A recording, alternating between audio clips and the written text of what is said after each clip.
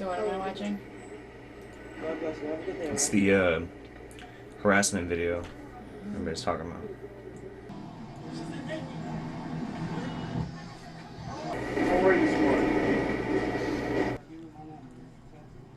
She's literally asking for it. Oh shit!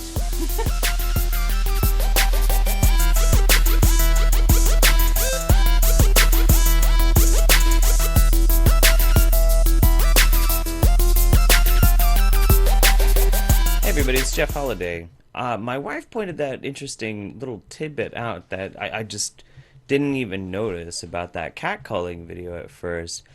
And it really got me thinking. It started getting me wondering about a few things, and as all of these more recent feminist themed things have been coming out recently and been going viral, I've been noticing a very disturbing trend. I'd like to preface this video, and it's kind of obnoxious that I need to preface it, but I'm going to preface it anyway with saying that I'm not against feminism. I'm all for equality, and where there is a disparity between men and women in our culture, I think that we should address it and we should, try and confront it and figure out a great way to bring about a unilateral support for both genders. However, I'm actually noticing this very disturbing type of language being used, or these very manipulative ad campaigns, and one of them is this cat calling 10 hours walking in New York City video. Hey, baby.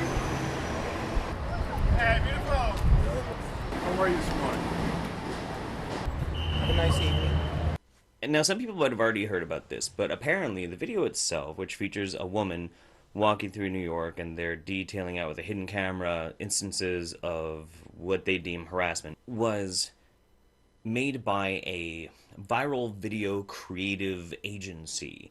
And what this means is that it was intended specifically to be made as attractive and widespread as possible. It was psychologically designed so that you would see it, you would accept it, and you would want to share it along. That's what these types of people do and the types of videos they make. That's why they get paid lots of money to do it.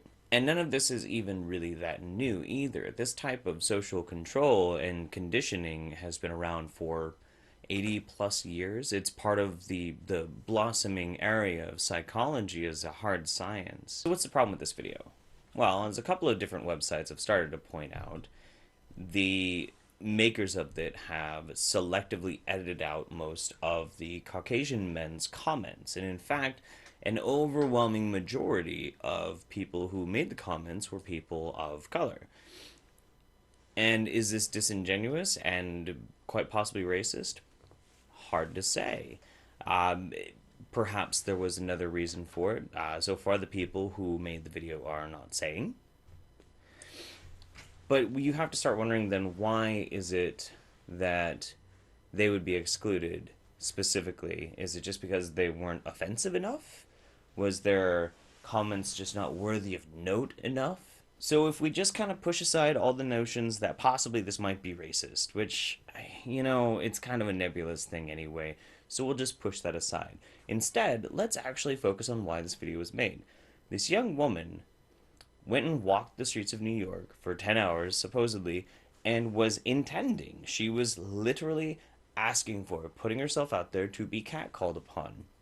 Now, the fact that she was catcalled upon is a separate instance altogether. There is a direct intention that was done, and it was fulfilled, which kind of is a little confusing when you have that whole get what you're asking for sort of thing. I know what you're thinking at this point. It sounds like I'm saying that, well, if you're walking through New York City, you're just asking for it or whatever. Not at all. Some of the behavior that was done in the video was pretty terrible. That one crazy wanker who was following her for 5 minutes being all creepy and shit, very disturbing. But in some of those, a catcall was considered an older guy being like, "Hey, beautiful, have a great day," and that's, to me, not harassment. That is maybe kind of catcalling, but it's not harassment. It's just people being people. It's a part of culture. New York is a massive melting pot of different types of cultures. In some cultures, it is perfectly fine to say nice, pleasant things while people pass by, and in some others, it is not. It's the job of everyone in society to find that happy medium that we can all work within, and if our boundaries are pushed, then it is up to us to address it. That's the nature of personal responsibility.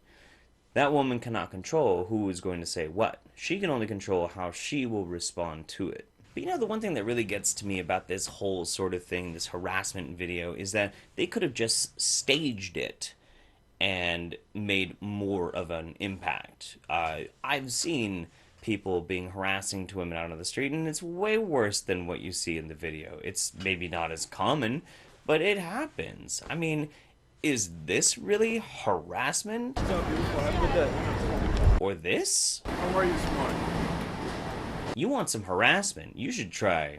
Yo, bitch, wanna fuck? Damn, girl. You fine. Wanna get with me? Yo, girl, my dick just died. Can I bury it in your ass? You wear thong underpants? Yo, girl, here's some change. Go buy a razor. You shave your legs, you'd be so fuckable. That's the kind of thing that I think actually really warrants to be addressed in society, not, hey, you look beautiful. So is there a problem with catcalling and harassment? Maybe. I don't know. I'm willing to think about it. I'm willing to talk about it and to discuss it and break it down with people. Sure. But this video is not compelling to me at all. In fact, if anything, it seems really misleading because if you look at some of the other experiments that were done, such as the same thing being done in another country, and nothing happens, or say when a very attractive male model does it. Oh my god. Damn! Damn!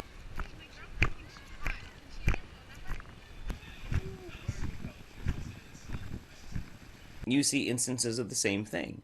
It's not so much that catcalling or harassment, or however you want to fucking phrase it, it's not indicative that it is entirely men always catcall women and women are the only ones ever catcalled. This is a broader issue than just that. And we also get into these roles where we're wondering about like body image for women and slut shaming for them versus manly man oppression for men and suppression of feelings.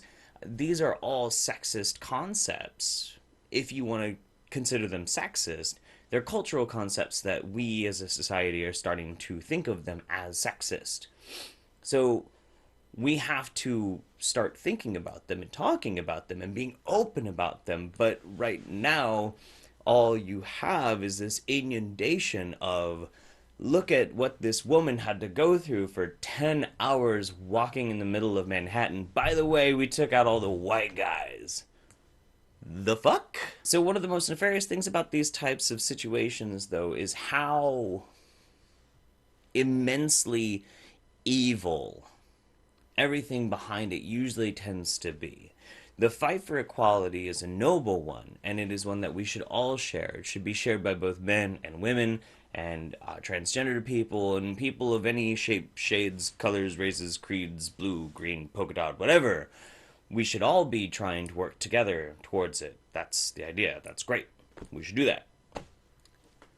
But you have this viral marketing campaign, which was funded by a guy who is pro-gentrification and elimination of neighborhood identities. But then on top of that, you have these notable personalities, these feminist leaders who are wearing these t-shirts that say, this is what a feminist looks like.